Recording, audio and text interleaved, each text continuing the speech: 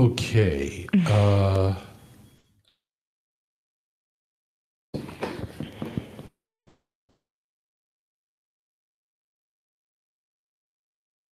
Okay, go ahead and speak. Oh, I can hear us. You can? Like in my you. It's echoing, right? Yeah. But it's mad delayed. Yeah, I know. I can fix that in just a second. I just wanted to make sure you can hear us. It's really funny though. All right. And you was able to hear me, right? Yeah. Okay. Okay, so I'm going to turn the screen just so you can see the chat room a little bit. And that's the control room. So that'll let us know that you're talking and you can go ahead and say something real quick. I'm talking. All right. That's funny. Okay. Hold on. Oh, it's too late for me to make a change. Hey Angela, what's up?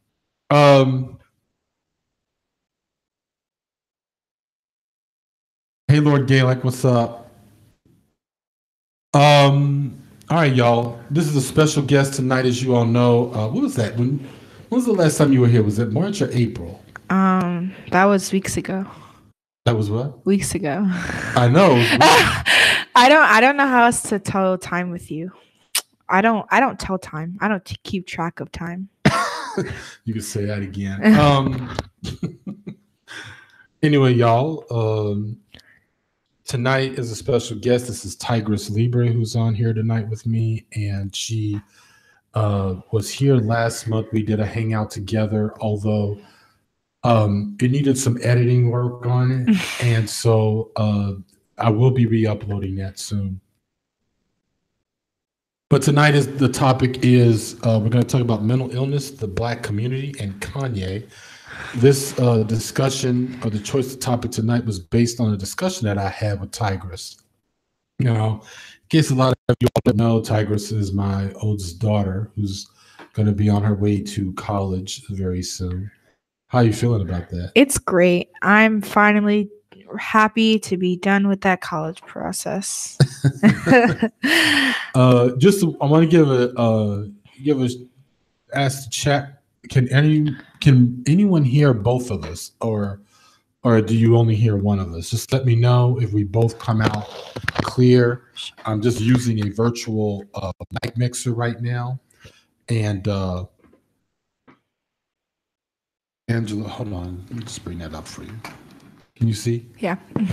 So Angela says mental illness is running rampant in the Black community. Kanye's Black. Lord Gaelic says Kanye isn't Black, he's Kanye, right? All right, so let me just start off here. I'll just bring this. I just need to read this up real quick. Mm-hmm. So, sorry. All right, so there are many taboos in the Black community. Black folks can't snowboard. Black folks can't be vegan. Black folks can't be LGBT.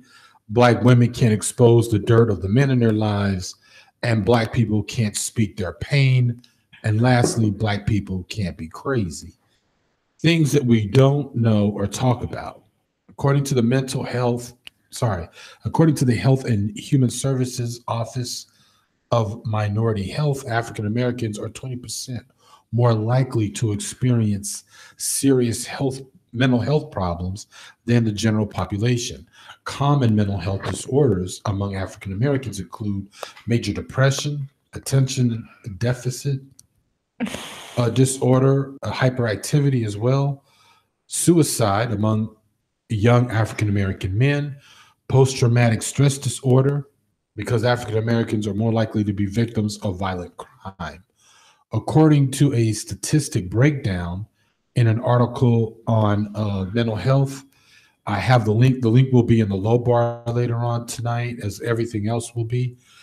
Historical adversity, which includes slavery, sharecropping, and race-based exclusion from health, educational, and social and economic resources, translates into socioeconomic disparities experienced by African Americans today. Social economic status, in turn, is linked to mental health. People who are impoverished, homeless, incarcerated, or have substance abuse problems are at higher risk for poor mental health.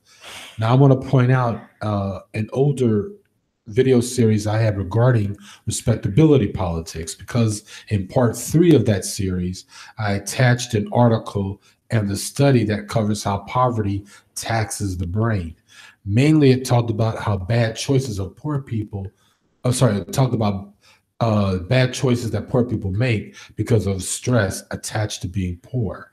Again, I will be posting those articles and the actual study, which is a PDF file. You click on it, and you'll be able to read or download the PDF.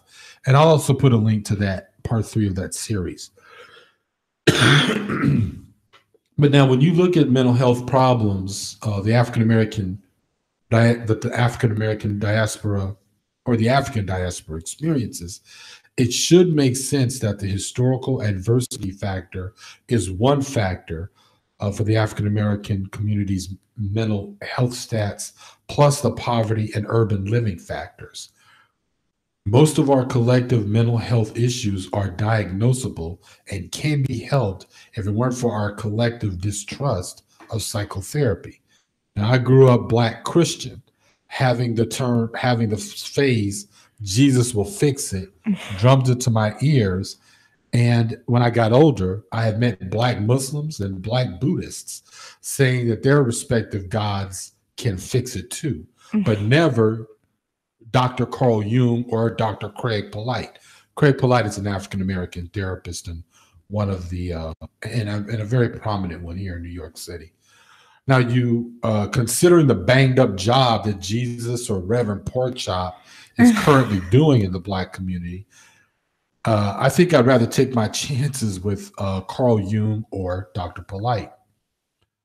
Now, I do need to be fair and mention as a side note that some people of color have been challenged at times when they do go to a therapist, because if the therapist is not understanding the racial or class backgrounds of their client, they can come across as not having any knowledge that some of their clients' issues might actually be attached to racism or classism or even sexism. So I just wanted to throw that out there, that some people, when they experience this, they just give that up. I did come across an article regarding that on Psychology Today. That link will also be in the low bar.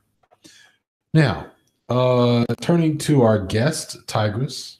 Hold on, let me just go ahead and read the chat off real quick before we go. Angela says, and the college process is torture. My daughter's college required me to take 12. Your daughter's college required you to take 12 classes? Black women can't speak on Black men at all unless it's to praise them. Lord Gaelic says, don't forget, Black folks aren't supposed to play guitar either. Yeah, I'm with you on that, Lord Gaelic.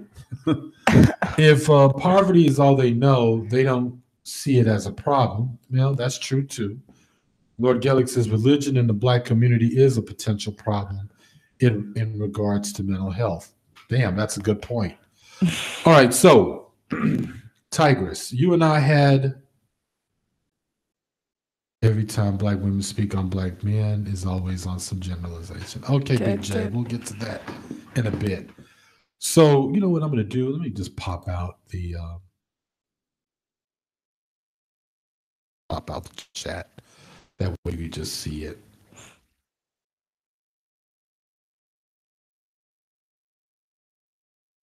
Okay, doesn't matter.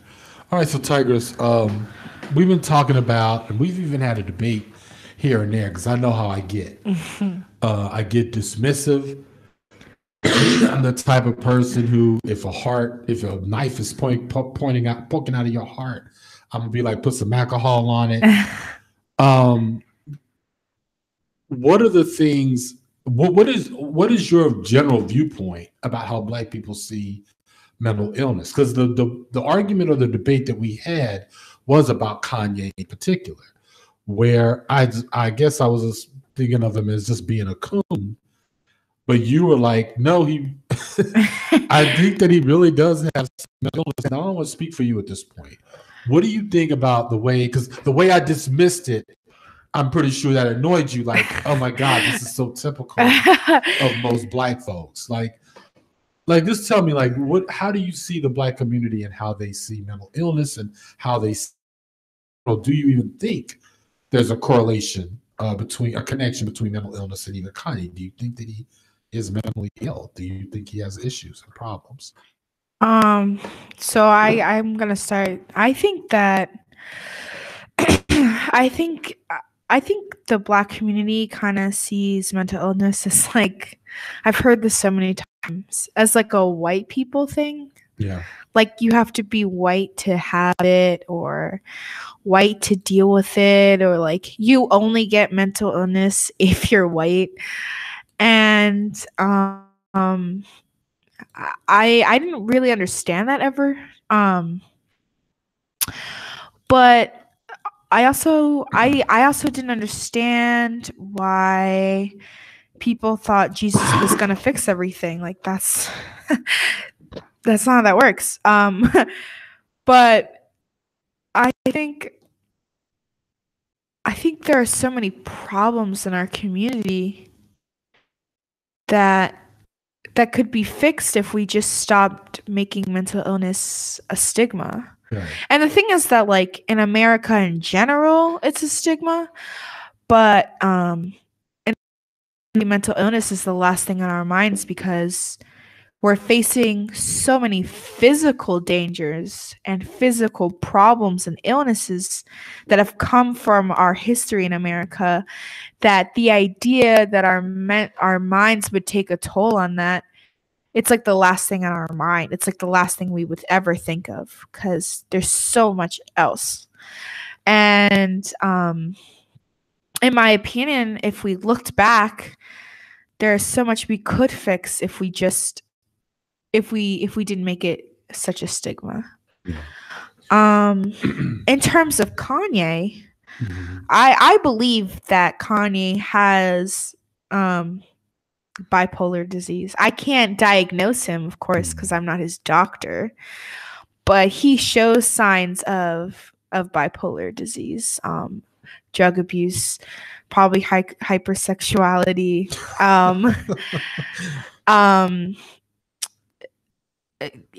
drastic. Like he goes on swings. I mean, he's always been kind of crazy. He's always been kind of Kanye, you know. But I think that he goes on swings that you're really like, whoa.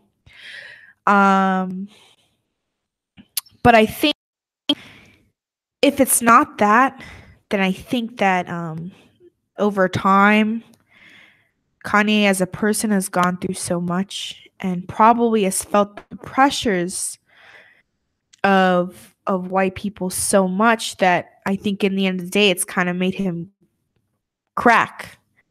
And I think the idea is that so many Black people out there who probably also deal with white people as much as he does don't crack, that a lot of people kind of are just like, why would you ever do that? Why would you ever crack? Why would you ever break down? And I think that's an unfair statement because not everyone can handle it. Not everyone can handle as much as others, you know? And I think, you know, that's the other thing about mental illness. It's like, it's not one thing, it's many different things, and it's different for everyone else. So, you know, one person may be able to handle certain things because their mental illness is different, but another person like can't handle it because their mental illness is different. And it works differently for different people. And Kanye seems like someone who's cracked under pressure and time. Do you think that so in other words, it's not, I've noticed that the things that you were saying here, you weren't even saying that his issues are even, you weren't even giving 2 dimensions. You gave about 5 or 6. So in other words, what you're basically saying is that when we're talking about Kanye, or really any kind of, I really don't want to bring it to just the celebrity, whatever, but we don't even have to do that. I think that if you're talking about African Americans in general and how they deal with first the workplace. Okay. Uh, if they are in that realm of,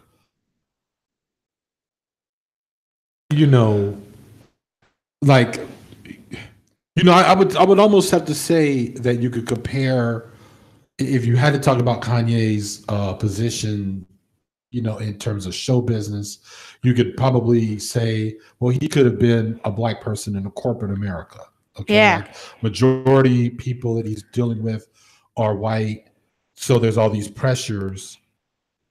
So are you proposing also that in terms of black educated people who we all think typically would think enough to say, well, I've got this stuff that I'm dealing with, and plus whatever else I grew up with, tracking in, on my feet like mud, Yeah. into my adult life and my professional life, I need professional help. Would you say that black people who, despite their education and the fact that they're of a higher economic status, are still not thinking so much about going to therapy because of the stigma?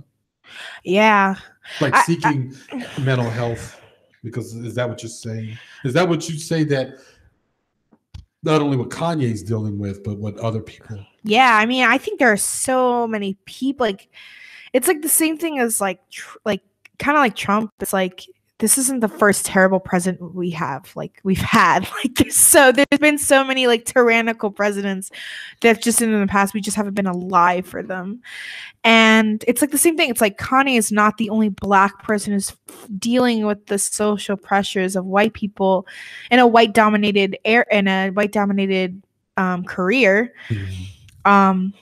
It's a lot of other black people in the world. And yeah, like, they've grown up in a community where therapy is not the answer, A, and B, or it's just not an option. It's not the answer or it's just not an option at all. But when you say it's not an option, what do you mean by that? Like, they either think they can't afford it or they actually can't afford it. Like, I think that we're really lucky in New York compared to other cities or other black populated places, because we have programs that give free therapy, but that's not for everyone, and it's a lot harder to do that as an adult. And so we have, it's not available. It's money wise, closeness wise, it might not be in your neighborhood because people don't care enough. Like it's not, or it might not be a known thing. Like, getting help is just not basic information for some people. And that's what I mean. And I think that, when you grow up like that and you go into a place that's even harder, it doesn't go away. I think that's so crazy. I mean, I think that's something I would judge Kanye on, is like, it doesn't go away.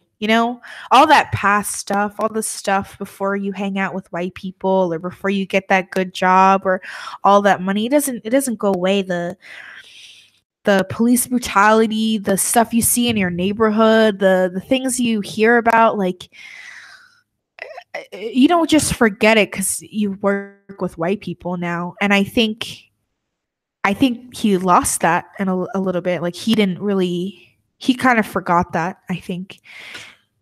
That's a good point, I think. But that's not even a Kanye thing. That's a rich black people thing, I think. Well, no, I'm just saying, like, that's like, out of this whole situation, I wouldn't judge Kanye on anything except for that. Except for the fact that he didn't sit there and think, this is not going away. Like, clearly this is not going away. This man has been doing so much drugs, crazy things for at least the past like 4 years. I've seen him like spinning, and not once has he sat down. Even before he was spinning, he had so much time, like from college dropout, for him to sit down and think, This is not going away. Like what I'm writing about right now, it doesn't end just because I'm with white people. And I think that's so common.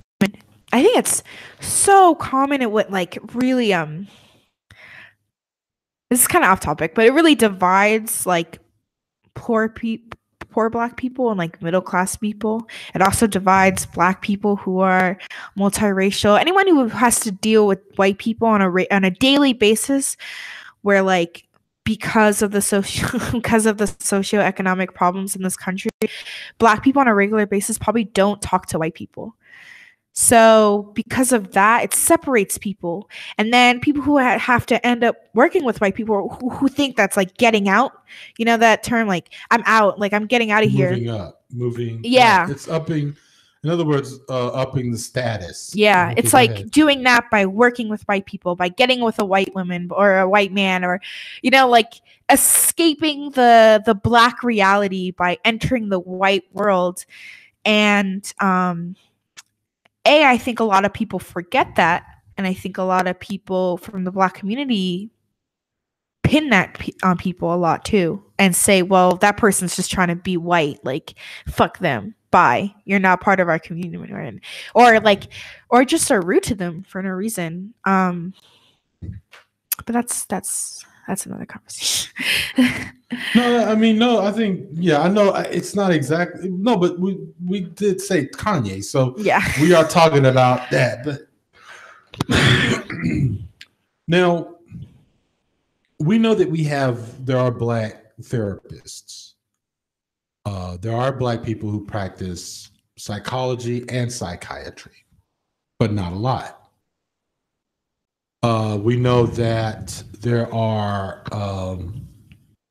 some black people who might even deep down know that the issues that they're facing, depression, all the things that I had mentioned earlier, but it's like they still won't do it. Like go and seek that kind of help. So you've got, because, you know, like I said, we talked already about therapists and not how, and, you know, there's an issue where some of them just may not get it. Okay, because of their own background being different from a black client's background. So you've got black people out there looking to help, and then you've got black folks out there who feel like they're seeking it but are afraid to do it. Well, yeah, it's not easy to get help in general. Well, no, right, and that's a very good thing that you pointed out earlier about the class factor here. That because we do in general in this society, there's a tendency for only the people who would ever go to psychotherapists are the middle class, or if you're crazy and you have to go. But it really is hard and unattainable if you're of the working class. So, and can be, you know, because even though we have programs here in the city, and it was very good that you mentioned that, but it's very hard getting into those programs because of the sheer volume of people wanting it. It's almost like the damn lotto in a way. Yeah. For you to be able to get free help. Yeah. Like last year I had a therapist at Mount Sinai, and I lost her within like 3 months. That's ridiculous. That's not stable. Like people who may need help even more than me, if that happened to them, I mean, not even 3 months. It was more like a month and a half, maybe 2. It's like if someone who needed a therapist way more than me, or maybe had issues that kind of got in the way of life way more than mine did, then that loss is like tremendous. You know, it's yeah, and America does not help. America does not help. Yeah. Now, interestingly enough, oh God, I'm going to mess this up. I was watching an episode of Bourdain's CNN show.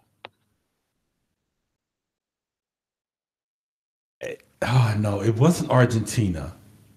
Fuck. Which country? It's the one that's really high in the mountains, and I want to say Argentina, but Colombia?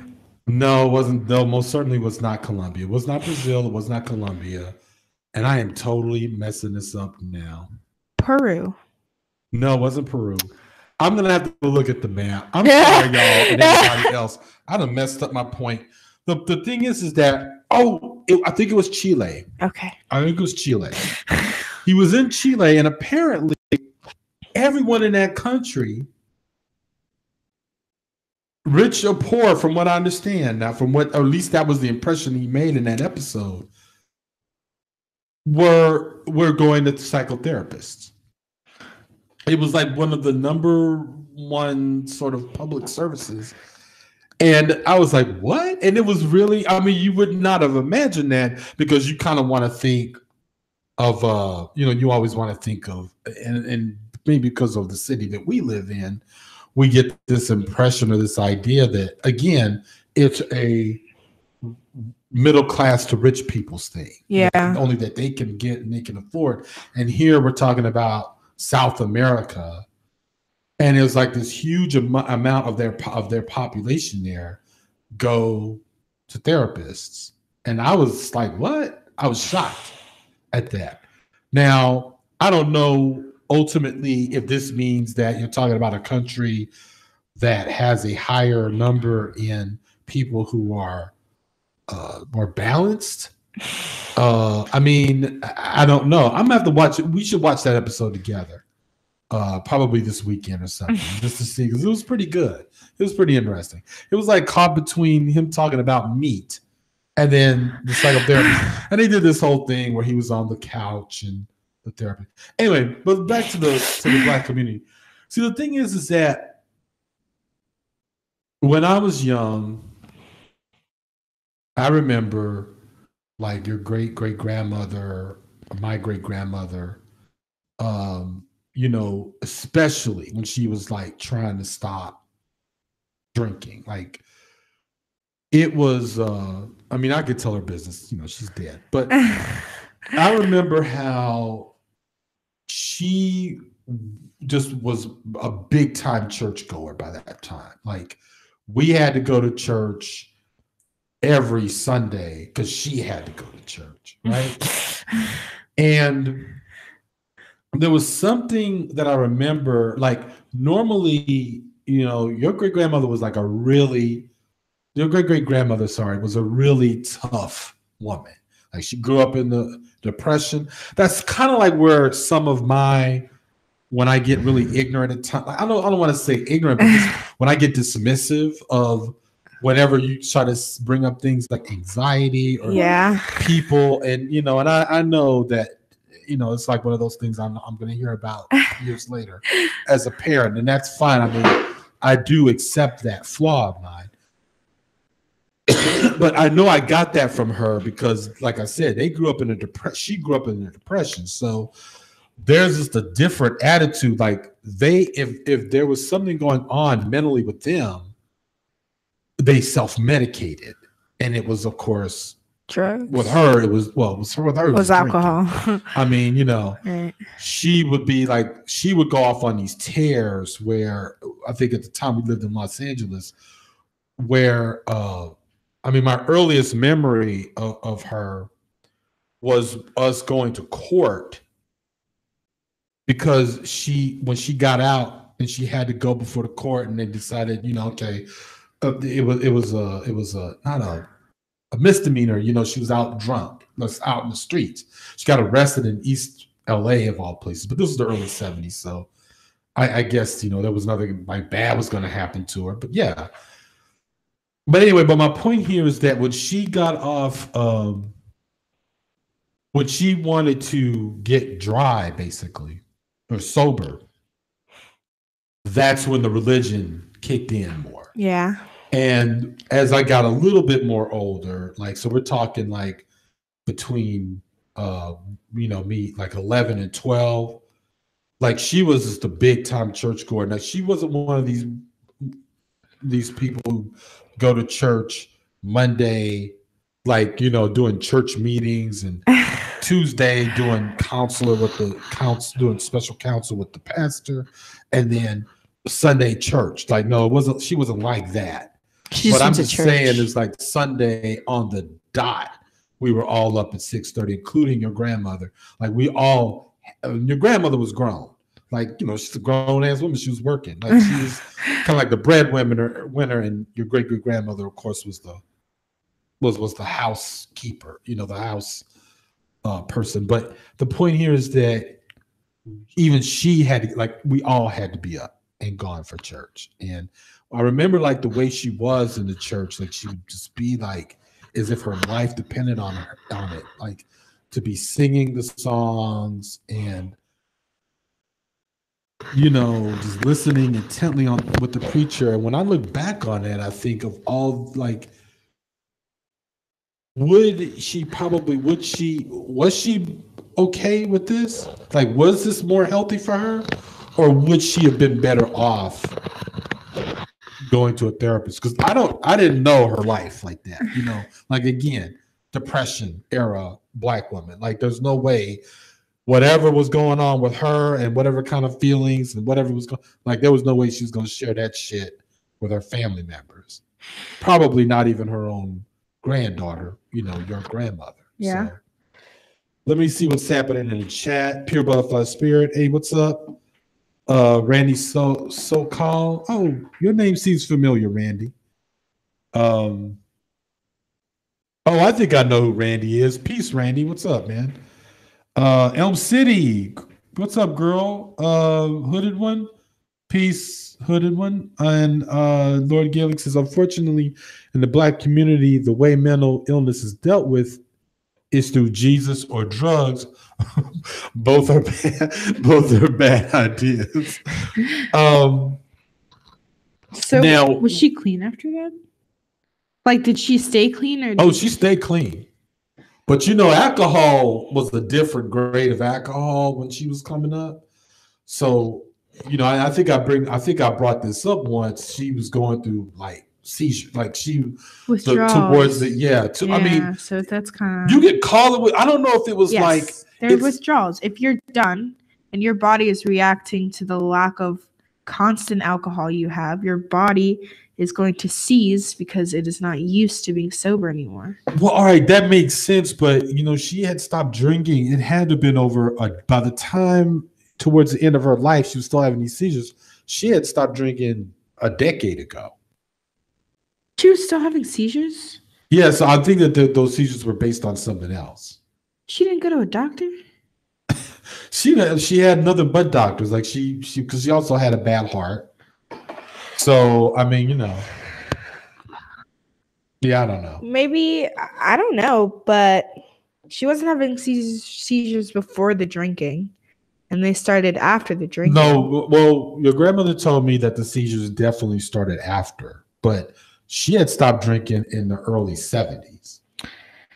I understood she was, and I'm not trying to make myself the center of attention here, but from what I understood, she swore to my mother that she would never drink again because she was so embarrassed about her great grandson having to be in court when she was arraigned. And, yeah, so I mean, you know, but yeah, it's true. Like I had never seen her drink a drop as a kid ever.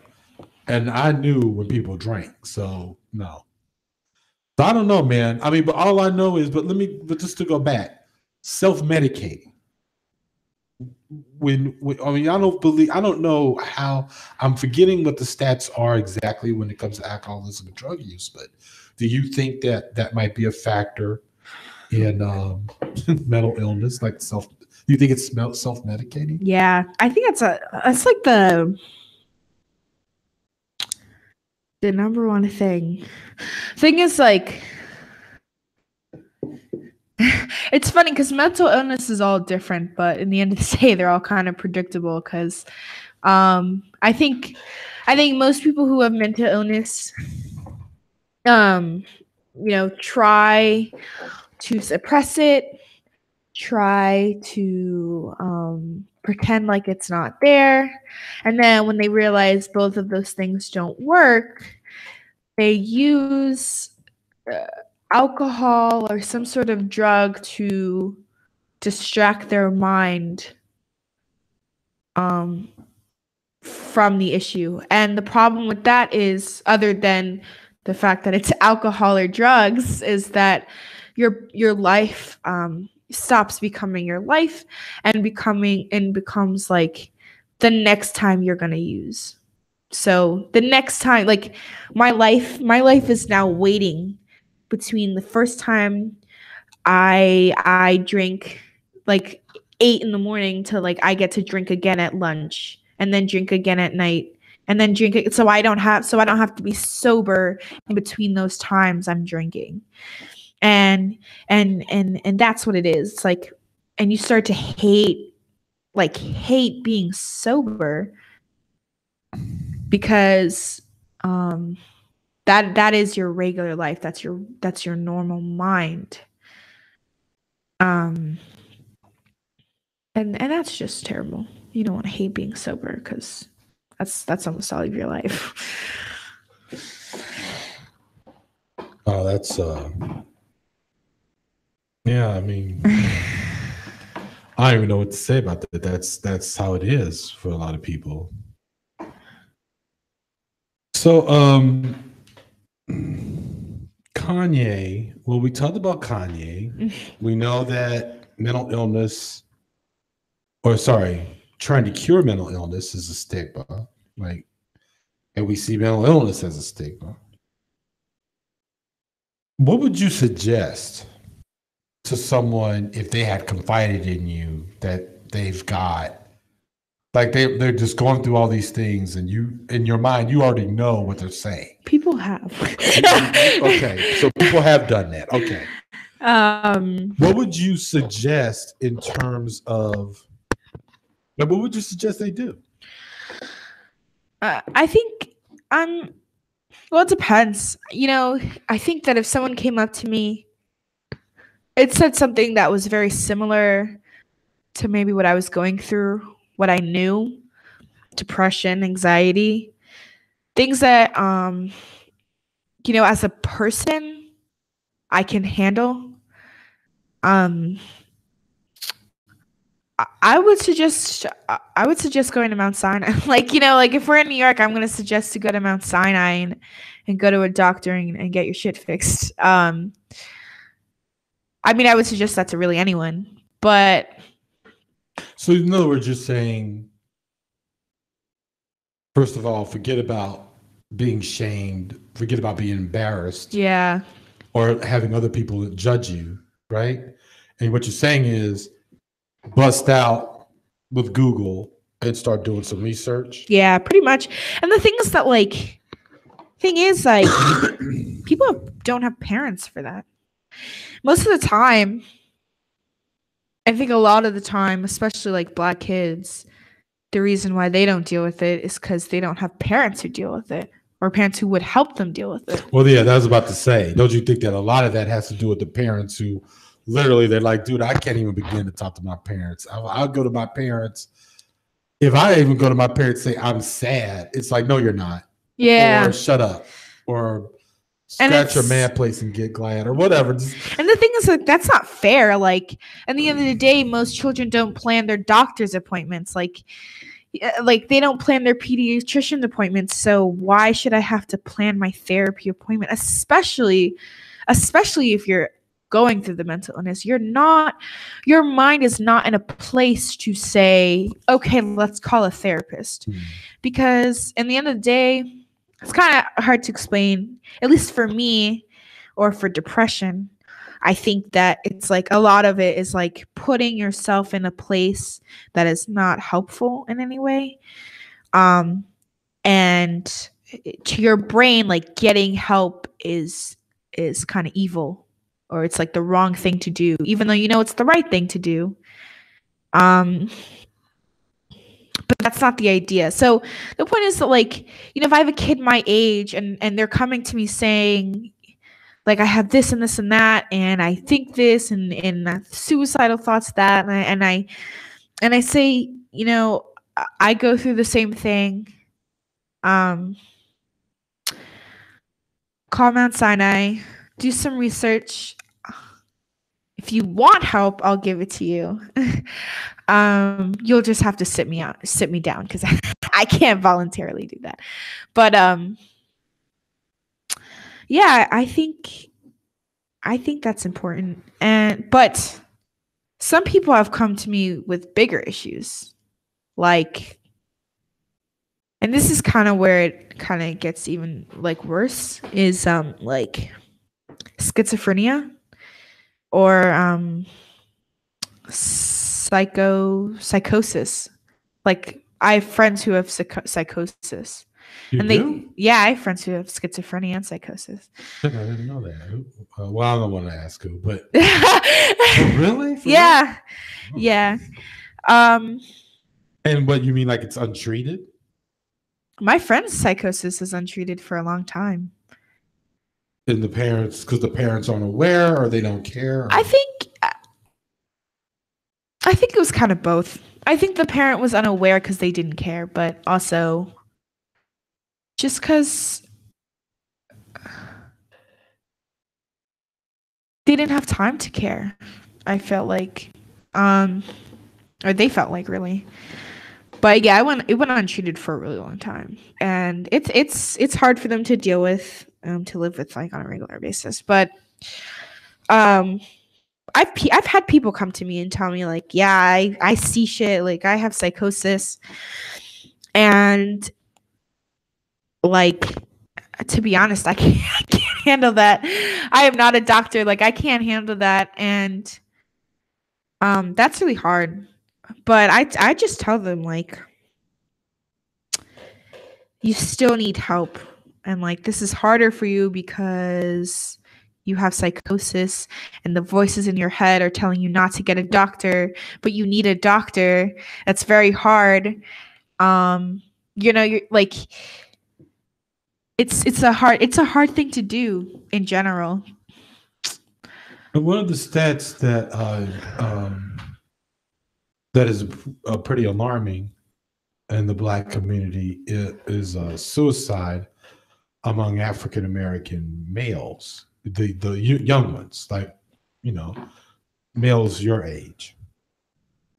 And you just talked about how family seems to be a big, huge piece of this in terms of untreated. So obviously, if people are thinking of suicide, and that's obviously a situation that's untreated, but we all know what the end result winds up being.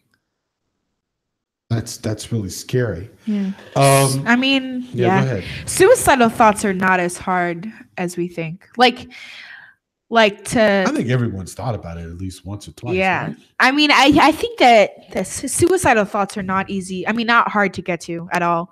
I think on a regular, I wouldn't say on a regular basis, everyone thinks suicidal thoughts all the time.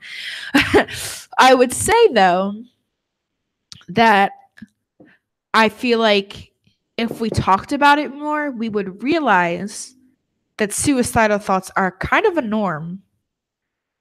I'm like, if you really thought about it, if we all had like a giant world picnic where we all spoke the same language and we all sat together and was just like, hey, like, do you speak suicidal? Like, do you think suicidal thoughts? Eventually, we would all come to the consensus that suicidal thoughts are a norm.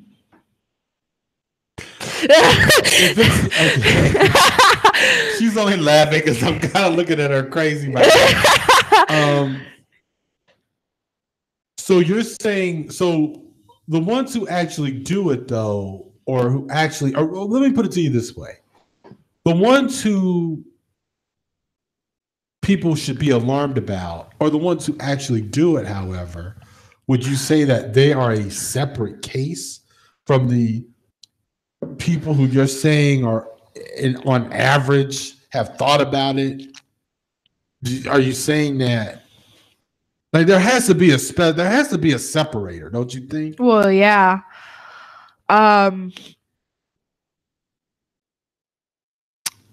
People who think suicidal thoughts and people who actually go through with suicide, the difference is who's there for you. Like, people have suicidal thoughts, They usually end because, oh, my friend's birthday is on Saturday. Or because I have family to go home to. I have a mom, I have a wife, I have a husband, I have someone to come home to say hello, to talk to, who will literally be crying at my funeral. It's like shedding actual tears at my funeral if I'm gone. I think people who actually go through with it either do not see or do not think or do not know that they have people who are there for them. So in other words, they're basically out in the ocean with no rope at all. Yeah. And that's when they actually will do it. Yeah, but sometimes the rope is there. I mean, I think people just don't see it sometimes. Well, that's interesting.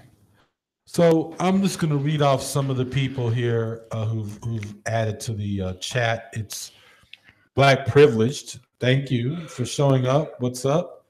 Lieutenant Lacey, who I've just subscribed to. His channel is awesome. I think everybody should go and subscribe to him. Very unique channel. He's got a lot of good things to say, this young brother. Phoenix says, family can be the worst thing to be around and the last thing you'd want. Most families do denial. Exactly, Phoenix. Yeah. Exactly. So we've got about 10 more minutes, I would say. I know we started off late, but that's why we're going to go over to 11:30, probably 11:40 at most. But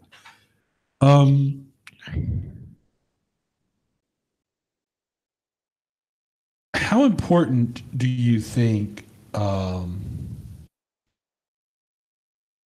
I already asked you that question about help. Well, what could a community on its own, because programs are one thing. We all know what programs means. That means money. Yeah. That means funding. Yeah. That means therapists who have to do clinical work in order really to actually pay the bills, because every therapist has to do sort of like, if I'm not mistaken, they do clinical work. They work in a clinic.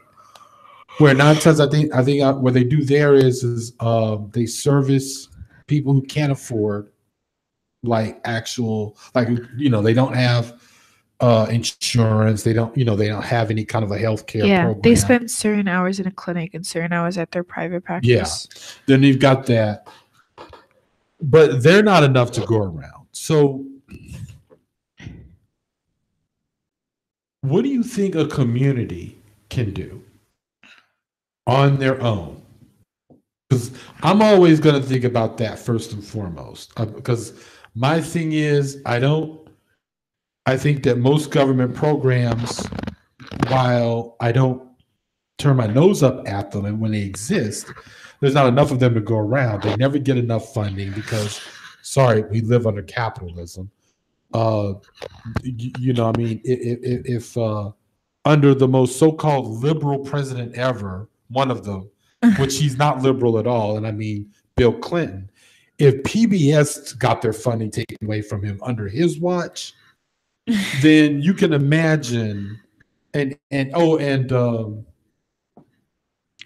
public of the public funds for the arts, like things like that. Oh. If things like that, that's when it all began, was the 90s, when they're stripping of funds and Pacifica radio station, anything that was community broadcasting or arts or and arts foundations, things like that. That's when it all began, was the stripping then. But it was done by the Republicans and in front of Bill Clinton, almost like, hey, I'm going to kiss your girl in front of you right now. You're going to do shit about it. So under the so-called liberal president, which he wasn't. But my point is that obviously public programs can't be of any help. What do you think? Do you think that a community on its own could find some kind of a solution? Yeah. As a community, I mean, first step I think it's already happening. I find so many young Black people who are starting to come out and actually talk about this stuff. So you're saying, like, are they coming together as a group, like group therapy almost, but without a mediator or without a doctor? I think a lot of times, I don't know about that. I think that I think that's a lot more like work to put in. I think that as a community we could start doing that. As of now, I think a lot of people are coming out and writing about it, creating videos about it, music, like coming out and actually using their arts and skills to express that not only do Black people have these illnesses, it's okay to have them. It's okay to talk about them and put them out there and show them. And I think a lot of people are doing that. I think that's a good thing as a community we could do. As a community, the reason why it's such a stigma is because we're just not talking about it. If we talk about it more, if we don't just shut other people down, if we don't say that's not real, if we stop saying Jesus will fix it, if we stop saying those things, if we stop shutting down the conversation, then as a community we can actually talk and actually speak about the problems in our lives that affect our mind and our psyche from the outside world that we're all literally facing. If I have a conversation with someone who lives in our neighborhood about how living or growing up in a white community in a school, in a scholastic white community, is hard on my psyche, they may not understand it, but they might be able to talk about how the public school system is damaging to their psyche, and together we can talk about how our psyches are damaged, how we both have PTSD together because of the racist public school system. And that's just an example of one thing that people could come around and talk about. People can come around and talk about how their heart quickens every time they walk by a police officer. People could talk about those things. As a community, we could start talking about those things, and we would start moving forward. Another thing I think that as a community we could do, and this goes for activism too, we could maybe drop Christianity as a community. It is an Aryan religion. It is an Aryan religion. It was forced down our throats by our oppressors. Why we want to continue such a thing, I will never know. But also, it is slowing us down every time. Like, it is slowing us down because it is separating us. It is making us think about other things. Like, there's no reason why I shouldn't go, why a kid can't go to their mom and say, "Mom, I have been feeling like I want to end my life lately," and my mom is saying Jesus will fix it. That is not an answer. And what is the kid going to go back and think? Well, if I pray, if I sit there and I really, really pray, it's going to go away.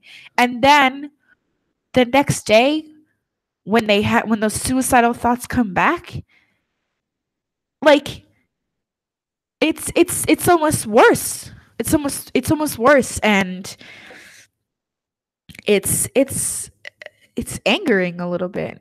But that's what I mean by a cycle, because if we start doing those things that I just talked about, then people will probably either go to doctors more, or start to talk about it more, and it'll help their mental illness a lot. And then they'll go to school and they'll learn and they'll do better in school, and then they'll become therapists, and then we'll have more Black therapists. And then it's all a cycle, because in the end of the day, we'll just have more therapists and more people to go to therapists. Very good. Now, one last thing. When I was thinking about community working in this area of of psychological work and mental health. In addition to the breakfast program the Black Panthers had, they did have free clinics, where obviously they would ask the doctors could they volunteer their time to do things like give people like these sort of checkups and say, well, this is what you're going to need, and then we give them information. Well, you can go to this free clinic, go to that free clinic, so you can actually get the real treatment. But I'm here to give you sort of a diagnosis. Yeah. Do you think it's possible that we could also, the Black community, in the same vein of that kind of work that the Black Panthers have done, create a sort of mental health clinic? If they would find a therapist, like especially someone who is probably interning, they could come, try to, get people to begin talking. You talked all this other thing about the young people coming together and talking.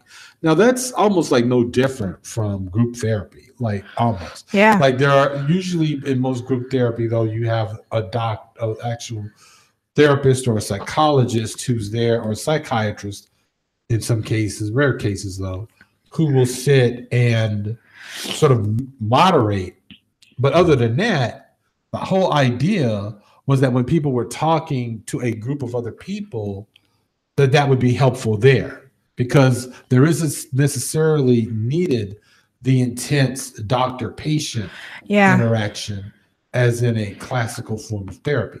So do you think that that's something that if the Black community wanted to organize something and say, we're all going to meet at Mrs. Johnson's house and talk about, Big Mama's house, we're all going to meet in her on her porch, and like, do you think that that's the kind of thing that can also be done? Yes, in the old South that you just explained. Just kidding.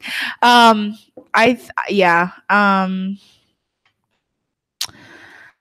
I think. I think that could happen, just not on social media. I think, people in real life can actually meet together and come together and talk about a lot of issues that a lot of Black people are going through. And that's what I mean. Yeah. Like taking away the stigma and actually just talking about it and coming together in big groups. Because it's true, not everyone needs that doctor-patient one-on-one. Some people just need a group of people to relate to talk to and say, actually, I feel the same way. I know exactly what you're talking about. Because a lot of mental illness is feeling alone, feeling like you're the odd one out because you think this and no one else would. But the thing about that group is that would help a lot, because it's nice to have someone to sit there and to be like, oh, you feel this? I feel this too. Like I do that almost all of the time with my friends. And it's really nice to just sometimes even make jokes about it. You just like, oh, you didn't wake up this morning? Me too. Like depression. Like, it's just, it's nice to sit there and make a joke of it, because your brain is not making jokes. Like that's not what's happening on the inside. And I think that would be a lot better for some people, because like you were saying in the beginning, like some therapists just don't know and can't make a proper diagnosis because they wouldn't understand. It's not just science. It's a social science. All right. Well, we're nearing the end. I think that we've talked enough about the particular topic. Before I let you go, I'm going to ask you just some quick questions on completely unrelated stuff. Who are you listening to right now, music-wise? Music-wise, I don't know if anyone has heard or seen this music video. This Is America. Great. Everyone should watch that. Every one of my YouTube people that I follow on YouTube, that I actually follow, have all made review videos and really intense deconstructions of the video. There's so much in it. I have still not had a chance to see it. It's a lot. You have to watch it multiple times. There's so much in it. All right. What am I listening? So Childish Gambino, that's who you're listening to. Yeah, I'm listening to. It's kind of just that song though. I'm listening to You know what? This can be our next video together. Okay. I'm listening to Cardi B right now. Cardi B and Nicki Minaj. And our next episode, we'll talk about Cardi B and how men are intimidated by Black women making their money by using their open sexuality. Yeah. I might. Yeah, Baby Moscato says, GA, you need to see it. I sure will. I will. I think I'll check it out sometime tomorrow. Tomorrow's a slow day for me on Fridays. Interesting. I think we probably should. I'm probably not going to come out looking good when we do that video. Yeah. Yes, you did that on purpose. You know your father. Because the whole, like to me, I'm not threatened by open sexuality by women, especially by young women. But my problem is you already have a society that's already seeing you in this way. Why perpetuate it further? But like I said, I think that'll be a good conversation. Yeah. And of course, I know it's not. I know it's not right. As a matter of fact, I know that where I'm coming from probably is still rooted in some kind of some form of misogyny. But it's so hard to shake that. like I'm trying to couch it like it's a sort of progressive or almost feminist type of thing, but maybe it really isn't. Because I know that lots of other feminists, because I'm not a feminist, as you know, but I mean, I know a lot of other feminist friends of mine like her and have no problem with that. But I don't know. So we'll definitely, I would love to talk about that. So we'll definitely have you on again. And I want to thank everybody in the chat. Baby Moscato, I want to give a shout out to Baby Moscato, Phoenix, as always, Pure Butterfly Spirit. Lieutenant Lacey. Again, everyone, please seek out Lieutenant Lacey's channel and subscribe to him. Black Privilege. Black Privilege is another thinking brother out there who I like a lot. We may not agree on everything, especially since he loves Ayn Rand, but one of these days I definitely want to have him on the channel. But again, I really strongly suggest everyone subscribe to him. I want to give a shout out to Lord Gaelic. I want to give a shout out to Randy. Randy's another great thinker. Please subscribe to his channel. Pure Butterfly Spirit. Thank you for showing up. I think I already thanked Pure Butterfly. Elm City is another interesting city. You gotta check out one of these days. I'm gonna have you check out Elm City. She's a gamer, so her channel basically she just plays games. That's cool. Yeah. She's funny as hell. And she'll do a whole gaming episode and will be roasting the dudes. Like all the men of the roast sector are, I mean, these are the most like notorious sexist in the world. Yeah, I've heard. Yeah, right. Well, the one who I like, the only one who I really listen to is they call him Pro Black Chris, Elm City.